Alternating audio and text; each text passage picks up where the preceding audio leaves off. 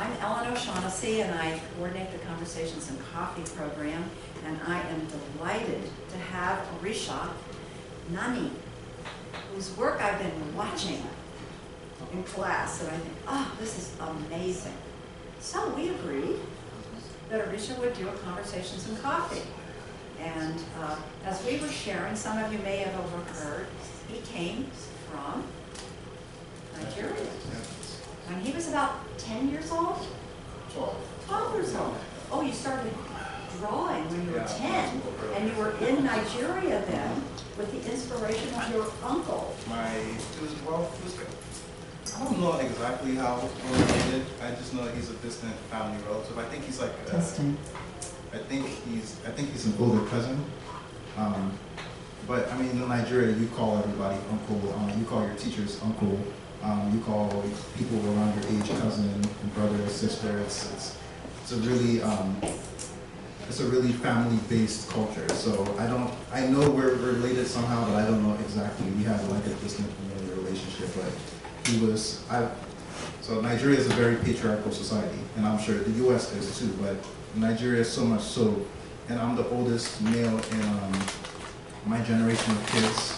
My dad always likes to tell me I'm the oldest and I should always set an example. So growing up, I was kind of the one that my younger cousins looked up to.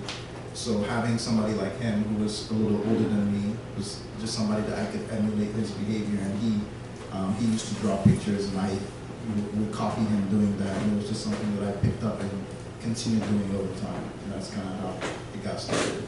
That's beautiful. I want to say, as he inspired you to draw, the transition, as you were saying, after going to college, when you moved here to the University of Cincinnati, starting out at OSU, then University of Cincinnati, you never let that go, did you? All the time you were taking your classes, you knew that you were going to continue to draw and then learn to paint. Tell us about that challenge. Actually, for the longest time, I didn't really think of art as something that you could do professionally. Every time I would think of an artist, I would think of a struggling artist, and when they die, they become famous. Like Van Gogh, I think the thing is like he didn't sell a single piece, or he sold one piece during his life, but now he's dead. People consider him to be the greatest artist of all time. And I didn't want to have that life where I would just struggle. But I think as I've gotten older, and especially with technology and the internet, and you see people making money not just from artwork, but branching into design and marketing, and there are a lot of different avenues that I am seeing opening up for artists these days. So when I got to the University of Cincinnati, it was something that I just decided that once I complete my undergraduate major, which was in sociology, I was going to focus on what I am good at, what I like to do, which is art. I'm in the process of applying to grad schools right now. I'm trying to go study filmmaking and filmmaking. And if I could study art too, I would do that as well. But some schools are kind of stringent on what you can study.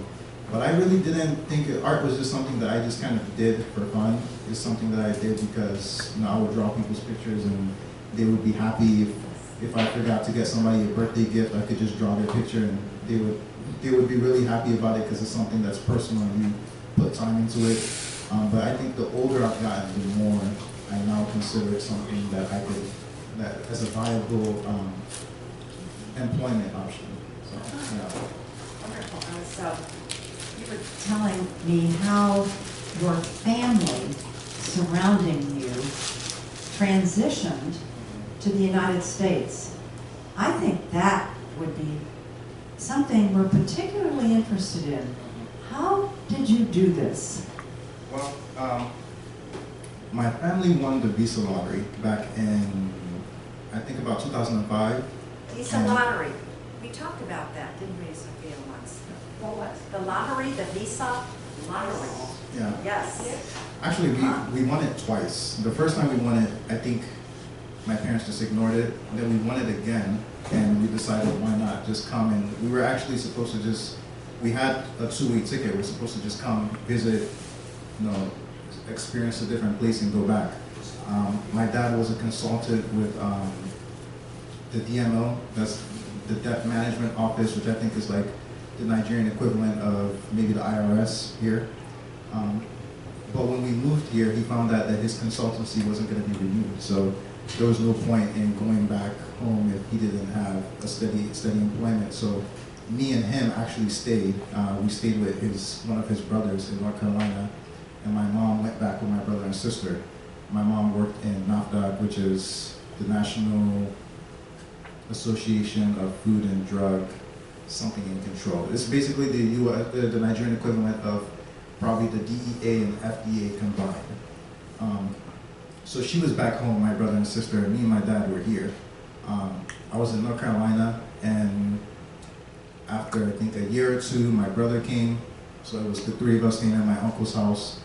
And then after I think another year, my sister came, and she was staying with my cousins because my uncle got married and he was expecting a kid, and there was going to be 6 people in his 3-bedroom house. So she was staying with my cousins who lived probably like 5 minutes away. And then eventually, my mom came.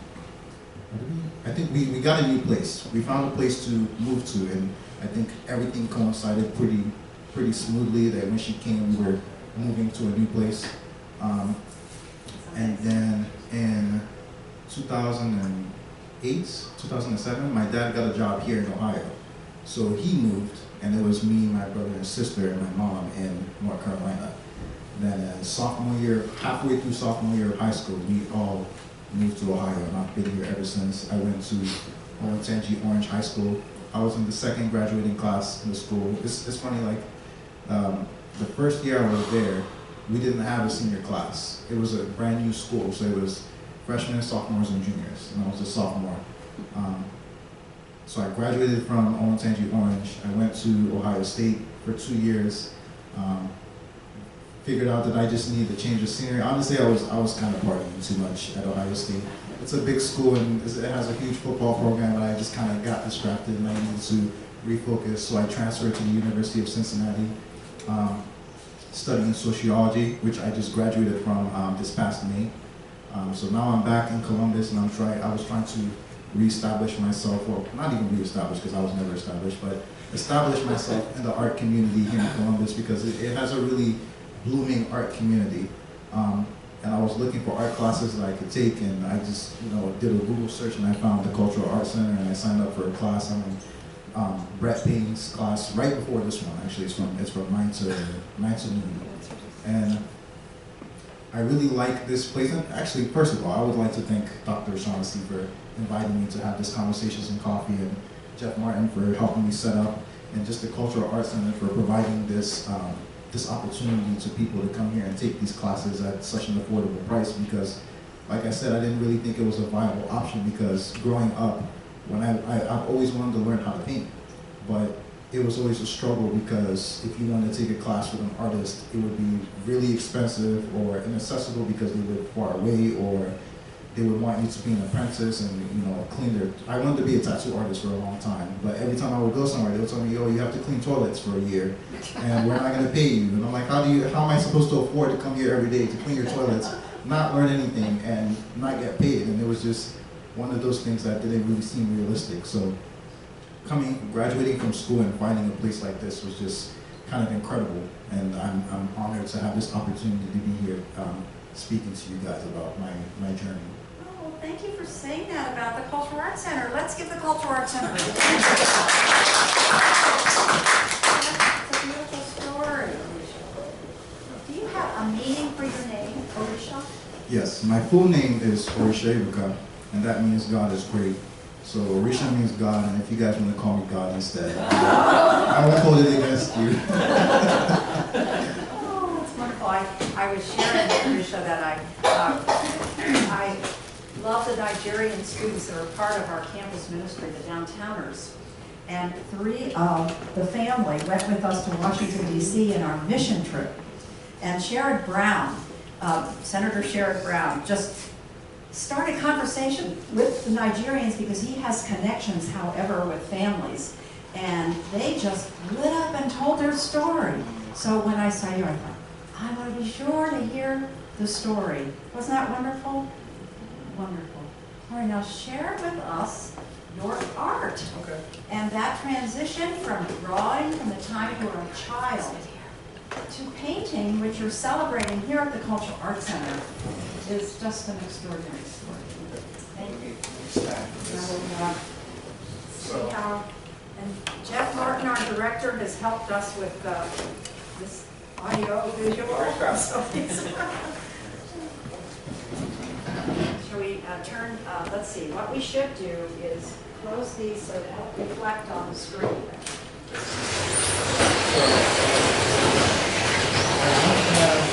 I don't have any of my artwork from when I was in Nigeria. I think they went missing or ran storage or something. So all the art I have is from, I think this was in 2007. I was really into graffiti and street art. One of my biggest inspirations back then was Shutter Ferry. He's the one that did President Obama's book poster logo, and he's the one who started the brand with He's done very into street art.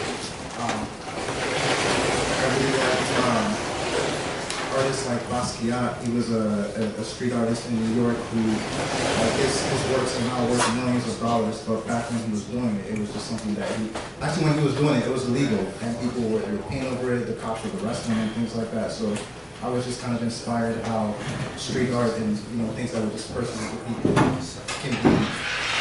Some people see it as incredible forms of expression, and some people see it as values.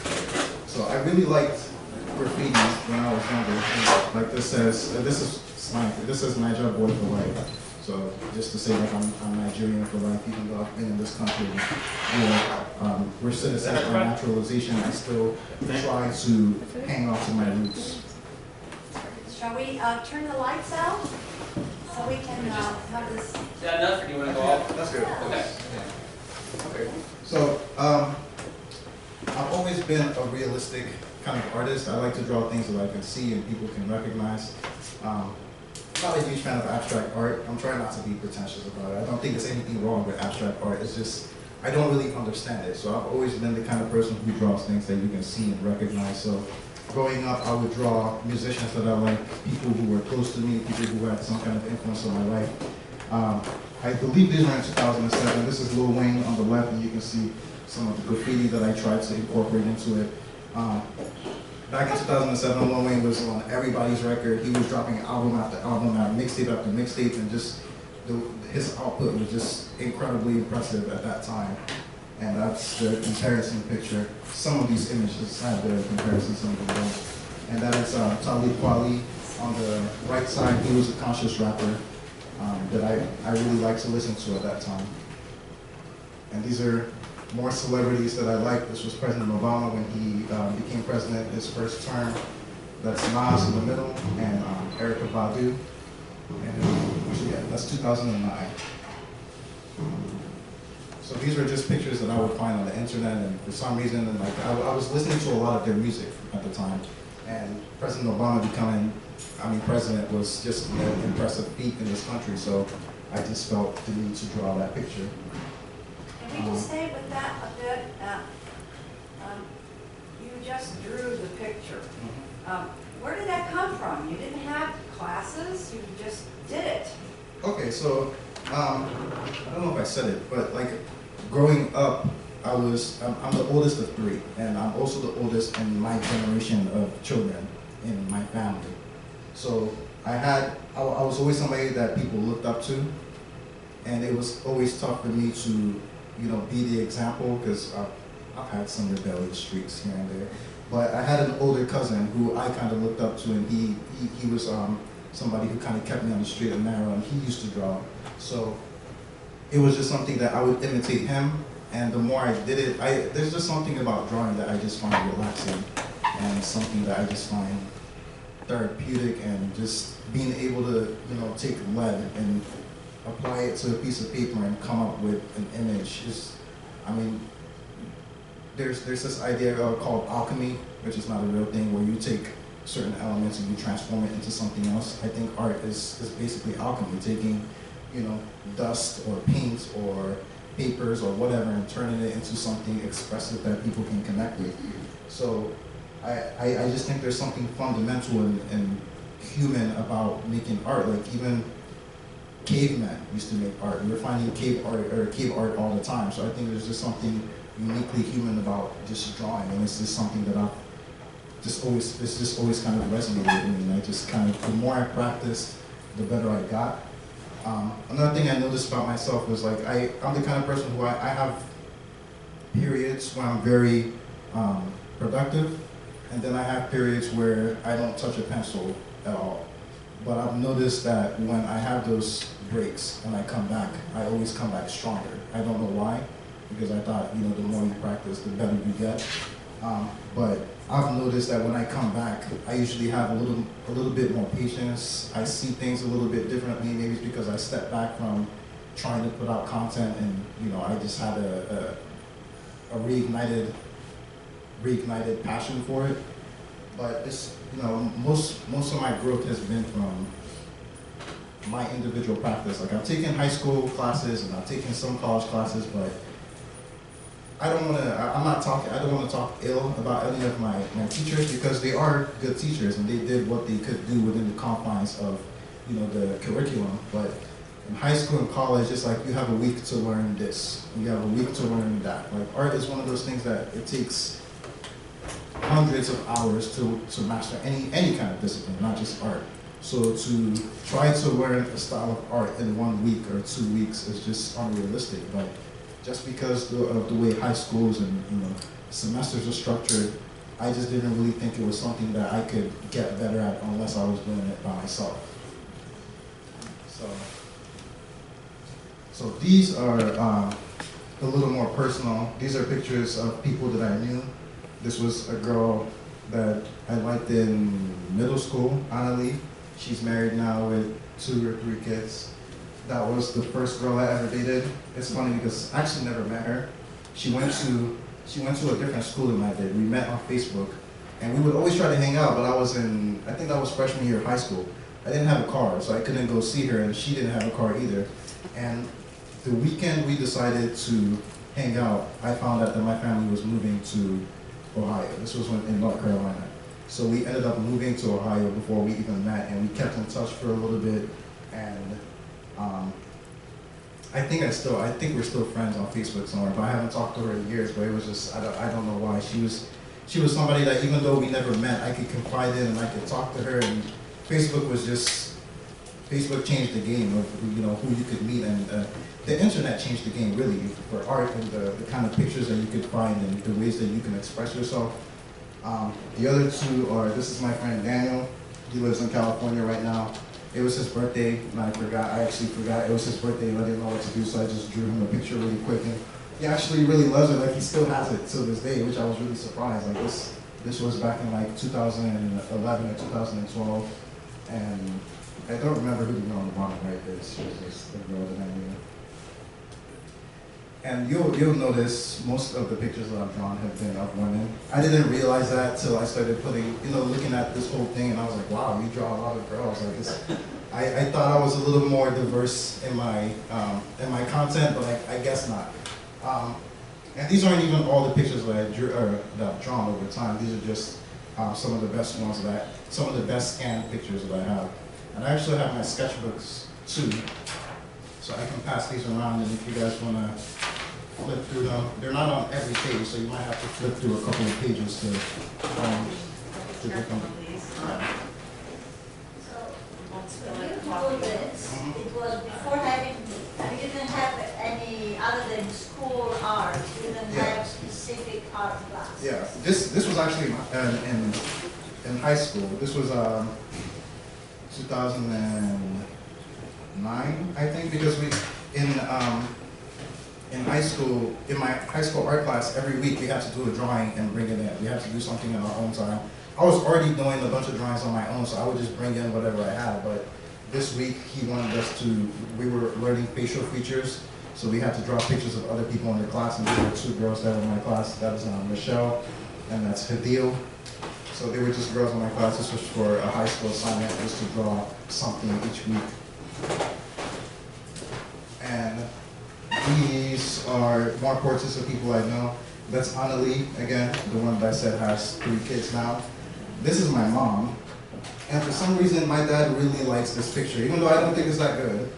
My dad really likes this picture. Every time he tells me, you know, he's trying to give me advice, he's like, you should do more pencil drawings. Like, look at that picture of your mom that you did. Like, I don't know, he just loves this picture, which, I mean, it's his wife, so I guess he should look at it. And this was my friend Jasmine Chatterjee, who moved to Canada. And this was my first attempt at color, which I think it was terrible, but they liked it. It was a portrait for a family. When we moved to Ohio, the gentleman at the top right, his name is Chris Akune. He's a pharmacist, and he gave my mom a job, or he allowed my mom to work at his pharmacy. So I just did a family portrait for him. I don't remember what the event was, but I just tried to do what I can. This was pastel on canvas. I didn't really know what I was doing, so it looks really choppy, but they liked it, so I guess that's all right. So 2012. I highlight 2012 because, like I said, I have periods where I'm very productive, and I have periods where I don't touch a pencil at all. And for some reason, 2012 was a very productive year for me. I graduated high school in 2011, so I think maybe the freedom of being in college and having my own time and, you know, not living at home was just gave me this passion to just draw a lot of pictures. Okay, that's from 2011. But in 2012, I did the koi fish. Like I said, I've always wanted to learn how to paint. I've always wanted to learn how to use color. But I think one of the issues that I have, which I've noticed that a lot of artists have, is being afraid of color, being afraid to use a lot of color because you're afraid to mess it up if you put too much color, or if if you mess it up and you have to start over. I was just always really timid with my color, so you see they're kind of faded. So what kind of pencils do you use as you transition? These are all just HB #2 pencils, which people are always telling me like you shouldn't use those, you should use like artist pencils or something, but I've just always, all these are HB pencils. So these were more drawings that I have, and some of these are actually in that sketchbook.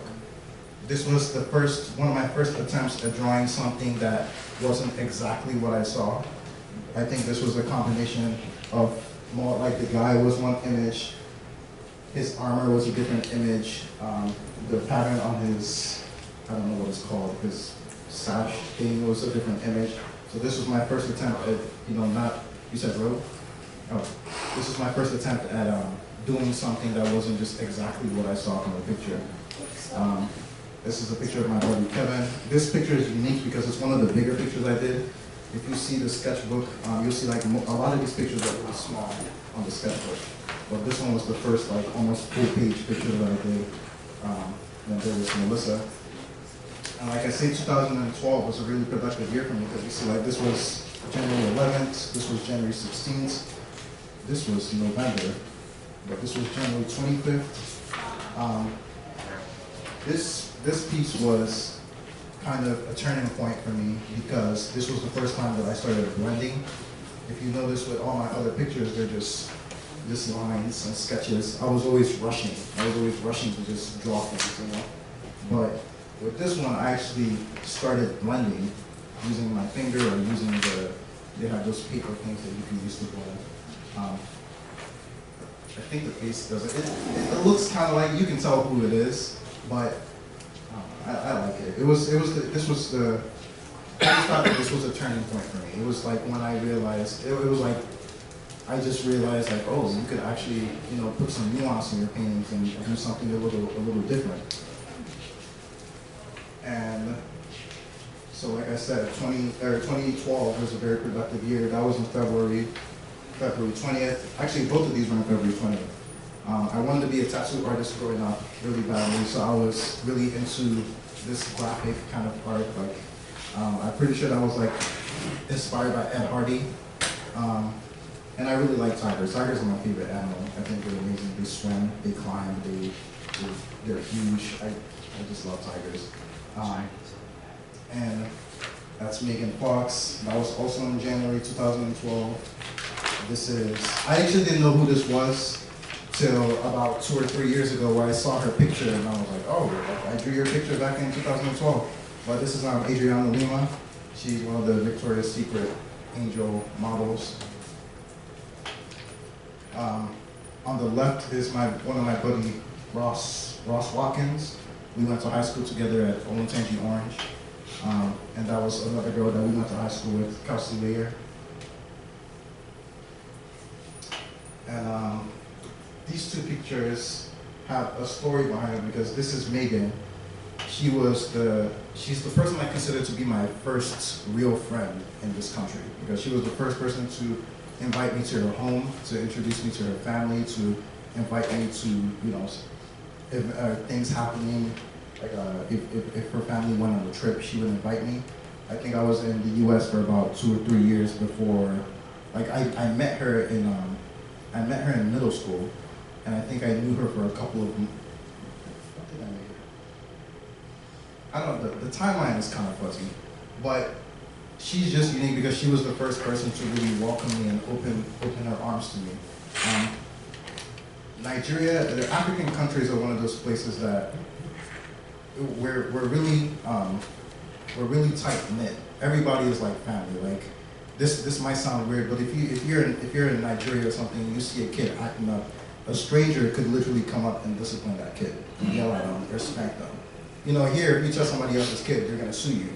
But back there, it's like everything is so tight knit. You can tell your neighbor like, "Hey, I'm going out of town. Can you just watch my house?" And they will. You know, actually sometimes you don't even have to tell them. You know, there's a proverb that says it takes a village to raise a child, and that's really how a lot of African cultures are. So when I moved here, it was just kind of strange to me that I didn't even know my next door neighbors. Like, I didn't talk to anybody in the street. Nobody socialized with anybody, and I mean, there's nothing wrong with that. That's just how the culture is. But it was kind of a shock to me to come from somewhere where everybody treats each other as family. You can call strangers uncle, auntie, brother, sister. Then you come here and, you know, everybody's houses are fenced off. And fences were another thing that kind of threw me off because back there, actually no, it was kind of weird because back in Nigeria, we have walls. We put up walls between our house, but we're a lot tighter.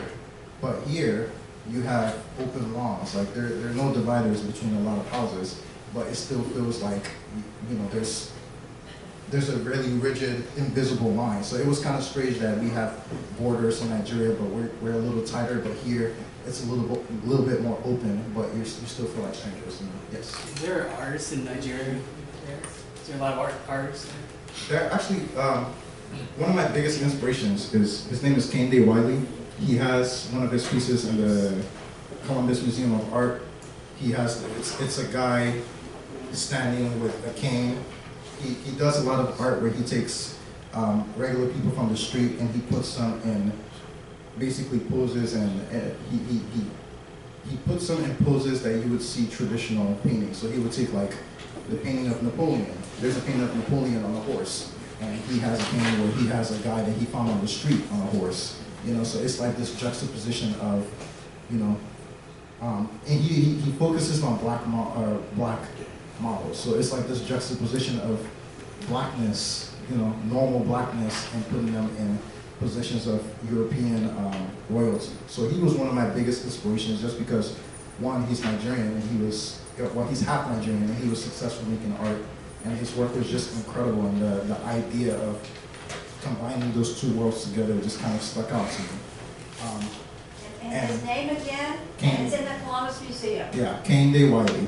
And actually recently on Twitter, I saw that there was a big buzz in Nigeria because there are apparently a lot of like hyper-realistic artists in Nigeria. So I think art is just one of those things that's becoming a lot more mainstream and accepted.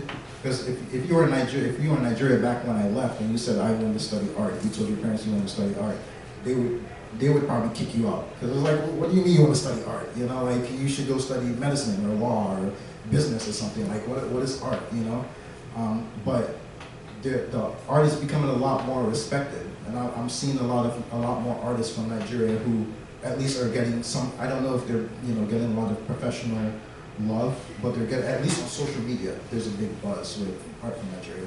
Yes. I notice mostly when you paint your friends, they seem to be very spontaneous. Are they posed? Do you take pictures, or how do you?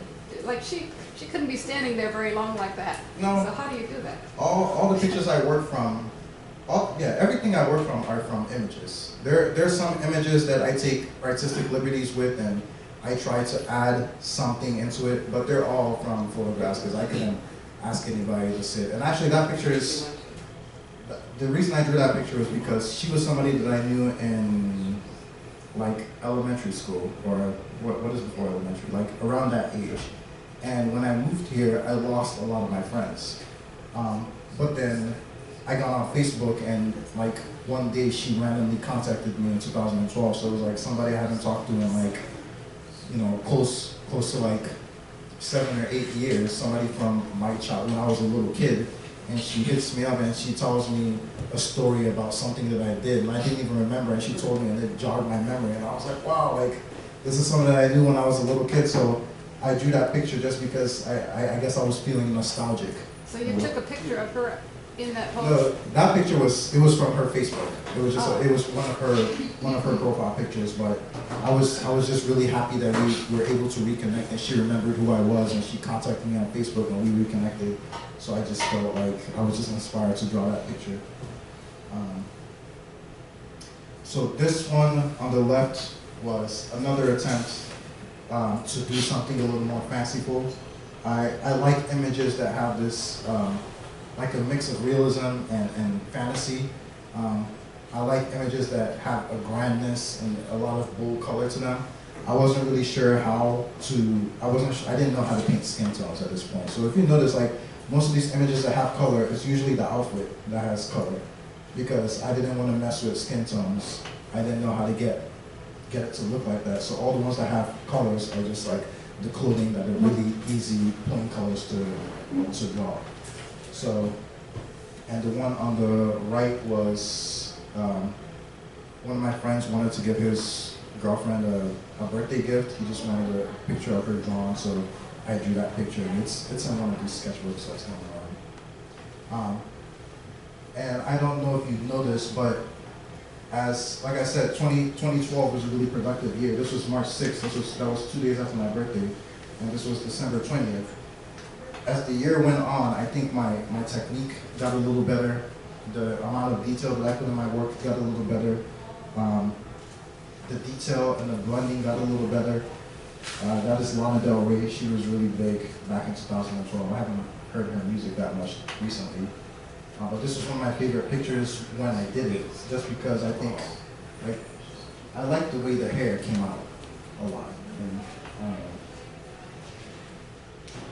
And these were also from 2012. This was actually in a class, and this one is this style is stippling. So stippling is just dots, and I actually like the stippling style a lot. I would like to do more of it, but it's just so time consuming to sit there and do dots the entire time, and you get tired and your hand gets numb, and you know. So I have a few stippling pieces. It's something that I want to continue to do, but I think this is the best one that I was able to actually do. I don't know where this one is right now. And like I said, I didn't realize that everything I drew were just women. So when I was putting this together and I saw all the pictures, that's when I realized it. This is Jasmine Sanders. She's a model somewhere. When I was doing this picture, I got really tired, so I kind of just free-handed the clothing. That's not how it looked like. I was just tired, and I was just like, I'm just gonna throw something on there. And a lot of people like it, so I was like, okay. And that is, I don't know who the girl in the middle was. I just liked her expression and the way she was blowing the gun, and I liked the drapery of the hair. I really like textures, and I like flow, and so I like doing clothing and hair and having it just look like it's natural, just falling. And that's Rihanna on the right. So this is probably the drawing that I consider my masterpiece in terms of like pen on paper drawing, because I think this is the one that I was able to get the most amount of detail, and I think it looks mostly like the person that it was, and that's the image on the right, and that's my drawing on the left. I just thought this was one of my best drawings that I've ever done, and it's my drawing masterpiece. And I believe this was the last pencil drawing that I did. I don't know why I drew Miley Cyrus. I'm not a big fan of Miley Cyrus, but for some reason I like this picture. I think it was because of the clothing. I wanted to get the texture of the clothing. I wasn't really able to get it to look the way I wanted, especially this gold. I didn't really know what colors to use to get that gold effect. So I just tried to do what I can, and just little hints of yellow in her jewelry. But you can see I was really timid with my colors because I didn't know how to do it, and I didn't want to waste my time trying to do a skin tone and messing it up and just throwing it away. So the one on the right is your photography. No, the one on the right is just, that's a picture from Chanel, actually, the Chanel magazine. Oh, okay, Yeah. I see. And then you, To this point, none of the pictures that I drew were images that I took, which, actually, that's perfect, because I got to a point where I would draw pictures and I just thought like, no, I just drew this picture of Miley Cyrus. Like if you Google her, 1,001 pictures will come up, and you know, half of them are going to be this picture. I just felt like my drawings were just reproductions of images that you could just find, you know. So I wanted to switch gears, so I thought, you know, what if I just started doing photography? Because that way I could take my own picture, and if I draw from a picture that I took, it would be a unique picture. You can just go on Google and find it. So in 2014, I started doing photography. And this was here in Columbus. This is one of my friends, Destiny Mitchell. And the roses on her arm, I painted those. I actually wanted to do a full back piece. I wanted to paint her arm and her back, but 2 hours into the painting, and I had only done the arm, I was like, you know, I think that's good enough. I think that's good enough. So like in most of the pictures, I think we ended up with about 30 or 40 final images, and most of them the arm is showing, because I'm like, I'm not about to paint for 2 hours and have the arm covered up. So yeah, but and at this point in my photography, I was literally just spraying and praying. So if, I don't think anybody here plays Call of Duty, but in Call of Duty, they have people who, Call of Duty is a shooting game. And in Call of Duty, they have people who are really good, and they call snipers. They have one shot, one kill. And there's some people who are not that good, and they spray and pray. So when they come to a scene, they just shoot and hope that something lands. So I think at this point, I was just spraying and praying. I would have a shoot where I would take like 700, 800 pictures, and I would struggle to come up with like 20 good ones to edit. So a lot of this was really rough. I think if I went back and I redid it, it would be a lot better. But this was like my foray, my beginning, my transition to photography. And there's more pictures of Destiny. that arm is magnificent. And this was just around the neighborhood. My family lives in Bexley, so we just literally walked down the street and found little areas that I thought looked cool, and we just took pictures.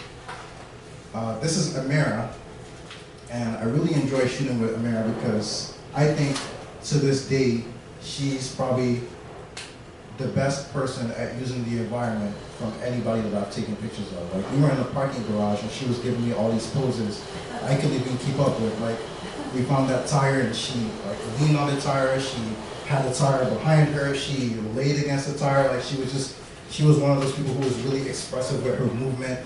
She knew how to use the environment really well. I didn't want to put too many pictures of this because when I was doing this, I had like over 300 pictures, and I was like, I'm not about to get 300 pictures in one slide, so I try to just pick the best ones. But yeah, I think she's probably the best person I've ever shot who is just good at using the environment. Then this is Rahaf, and this picture we shot at, yes, what's your question? Can you let it keep these? No, I have to keep them, but you can look at them. You can take pictures of them if you want. Because I would like to keep these. I could probably make a copy of the pictures and send to you. Can But you please? yeah, I can make some copies for you. Yeah. But If you have a cell phone, would it be all right to take a picture of? yeah, you can take pictures of them if you like. But I can also make a copy and send it to you. Yeah, those are priceless, like passing around Michelangelo, huh? Hopefully one day. But this picture we took in, I don't know what the creek is called. It's one of these creeks that flows through, like, just flows through Columbus. In this picture, I was about waist deep underwater. The water was pushing me back. this was probably at that point, this was probably the most adventurous I've ever gotten with pictures, because I would usually just walk around the neighborhood and take pictures, but this one we actually found the location, picked the time, went to the creek, we went to the middle of the creek, because that's where the water was, and I just think the light was just perfect, her poses were just perfect. Like, I'm really big into lights. I like having dramatic shots with, you know, light and shadows. And this is just more images from that area. So it looks, I mean, all these images look really calm, but it was a struggle to get them because the water kept pushing us like, You can see the water moving. yeah. And when I say I was spraying and praying, like, when I took this picture, I didn't know how I got the water to look like this. Like, now I know because I've done it so much, I understand how to use the camera. But when I took this, I was like, whoa, like, that looks awesome. How did I do that? I didn't know how to do it. And it's just like open up the aperture of the camera. And that's another one from a different pose. And like looking back at all these pictures, there's certain things that I would have done differently. Like in this one, you can see my shadow because I was standing right in front of her. And I think if I redid it today, maybe I was standing in a different place. But I mean, back then, art is one of those things like when you finish a new piece, it just looks amazing to you. And then the more you look at it and scrutinize it, you're like, oh, I could have done this different. I could have done that different. I could have done this different. So over time, I'm just learning to make peace with what I've done in the past and just learn from those and, you know, apply it into something that I do in the future. So this was my first painting because, like I said, I've been trying to learn how to paint. And it was just a struggle because, like I said, you know, people were too expensive, or you'd watch a YouTube video and you can't ask the YouTube video questions. And when you watch YouTube videos, you watch 10 different people, they have 10 different techniques to do the same thing. And it was just not feasible for me to really learn it. So one day I just decided that I was just gonna paint. That's your first painting? Yeah, this was my first painting. Oh, yes. This was in Cincinnati.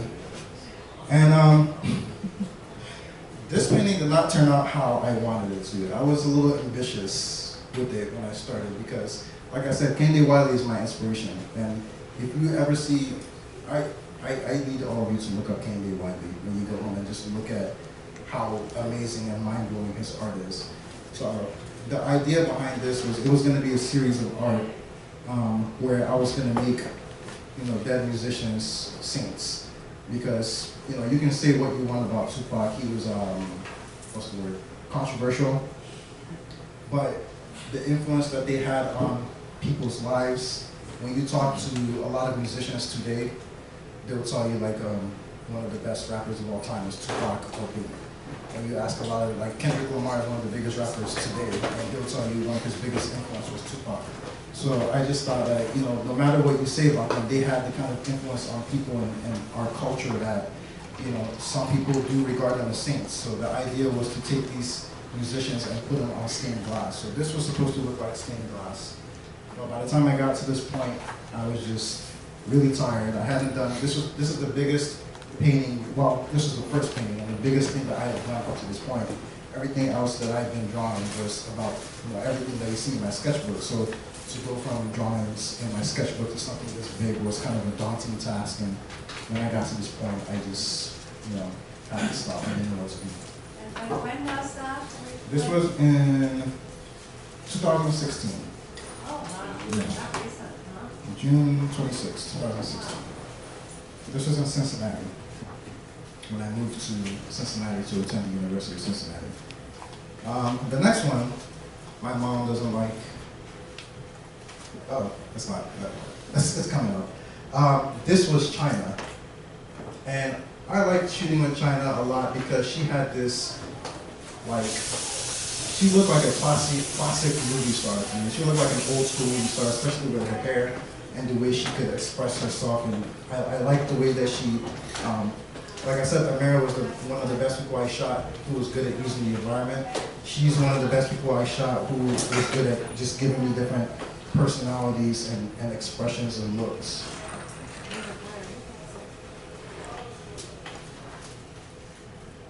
So yeah, these are just a couple of the pictures that we took together.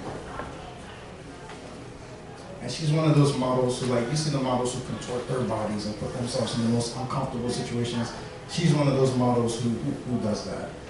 So I enjoy shooting with her a lot. This is the image that my mom doesn't like.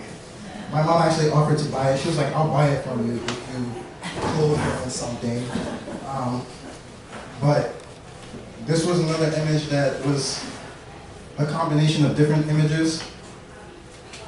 So it was a picture of a girl that I painted.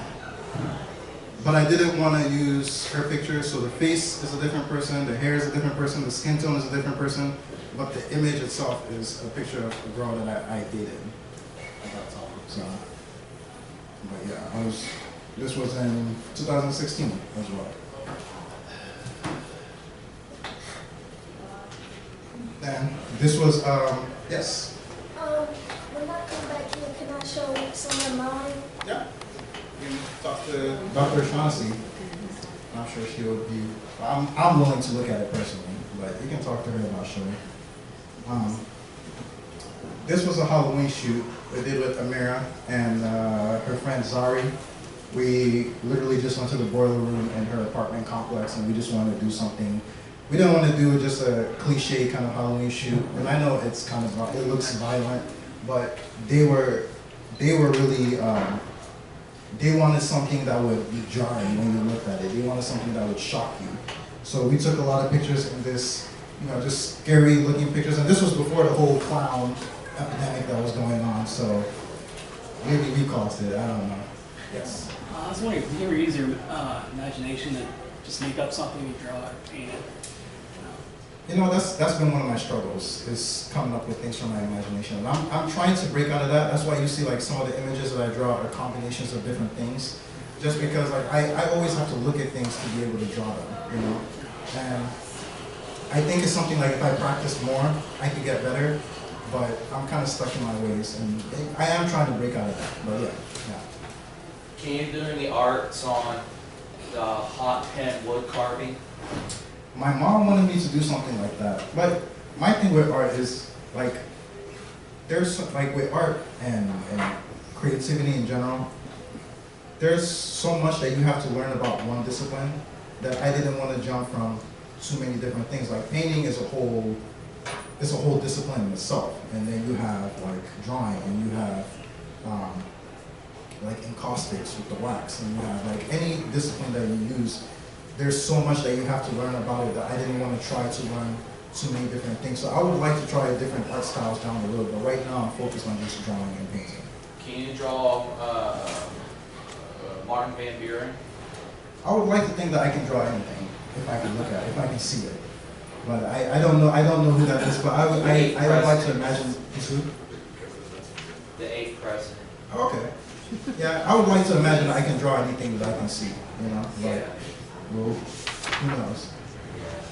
So yeah, these were just more pictures that we took from that Halloween shoot. And like I said, they were just going for something, jarring, something that would kind of shock you. This was a painting. Okay, I don't know this one. This was a painting I did from a cartoon that I used to watch when I was little. The reason I drew this is because when I was little, I used to watch this cartoon. I used to be really into anime and samurais and all that. And it's kind of funny. I remember, I don't know if it's because I was in Nigeria and technology is kind of slow in Nigeria. It's like things get big here, and after a while, they kind of shift to Nigeria. So I remember a time before the internet, before cell phones, before all the amazing things that we have today. I remember when you would have to be at the TV at a certain time to watch a show, or you would miss it. And if you missed it, you just have to wait till next week. So this was one of those shows that I would watch religiously. I would try to watch religiously. So when I got older, this was like about 2012, and I got on Hulu, and they had all 4 seasons. I was blown away because I was like, yo, I missed so many episodes of this when I was young. Like, now I get to watch it again, so I watched it, and I was still just as blown away as when I was a kid. And I just decided to draw something from it. On technology, how do you think the art world is going to react where you got more and more, cell phones and this and that, and new technologies coming out, and the regular painter is painting on canvas, but everybody's got this technology world that's going out.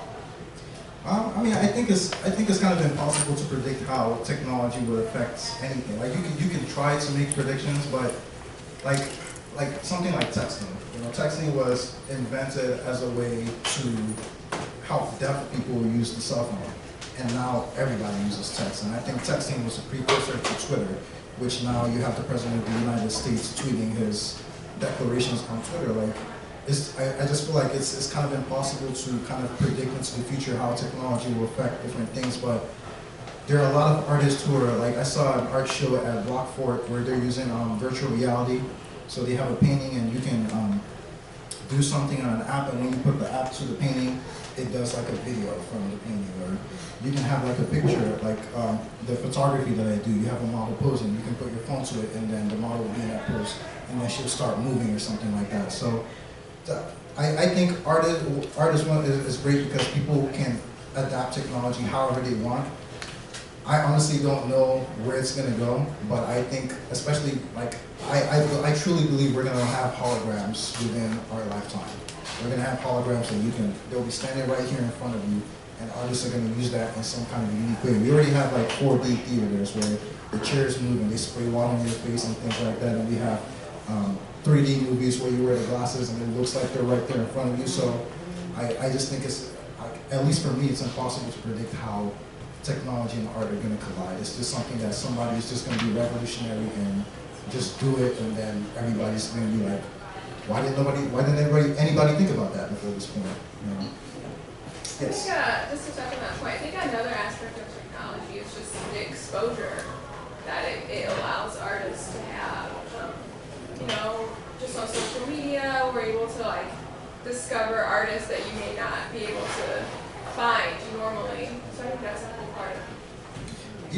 Even what is considered art has evolved a lot, because back in the day, comic books were something that only nerds read comic books. But today you have graphic artists who are comic book writers who are getting paid to do, like what's his name? Like I said earlier, Shepard Fairey was a graffiti artist. He was a graffiti artist, and now he's doing presidential posters. So, like, technology has just created this, like, even digital art is getting a lot more respect now. Like, there's some digital art paintings that are getting more respect than actual paintings. But yeah. When I'm waiting for a train to go by and I see all the art on the train, I enjoy that. But then again, I'm thinking about the people that own the boxcars. They're not enjoying that. I was in Manhattan. I was talking to one of my art friends in Manhattan, and he was into that type of stuff. And basically, I said, "You own the property. Oh, the person should love it, And I said, "Wait till you own the property and someone does that." What I think about that is, I think that people do not like that when they can't profit from it. Because if you look at street art today, like Basquiat was a street artist in New York who was getting arrested, he was getting thrown in jail, he was getting hassled by the police, and now there's a door that he painted in New York that is worth millions of dollars. The door is barricaded. But when he was doing that back in the day, it was a crime, Like, I think when people open their minds and they find avenues to profit from that vandalism, then they change their mindset. If you're not profiting from it, oh, it's vandalism, you're defacing my property, which I'm not saying you should go out and just paint on random people's stuff, but it's just a line that I think, it depends on which side of the fence you're sitting on. If you can profit from it, or if you're just a fan, then it's great. But if you're not profiting from it and it's on your property, then you kind of feel like, I don't really think it's as much, a morality thing as, who's getting the gain from it. Well, Orisha, would you believe we are coming to time? And I thought possibly people could just enjoy walking among the paintings here after we have to call it one bell because of all the parking and the challenges of getting out. That's fine. But this was wonderful. Thank you, thank you, thank you.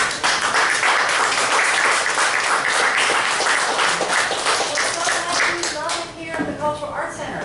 Orisha has signed up for the next class. Yeah? Did you do that yet? Yeah, I did that earlier today. Thank you for coming. And thank you all for coming. Oh, yes. And all your questions. This is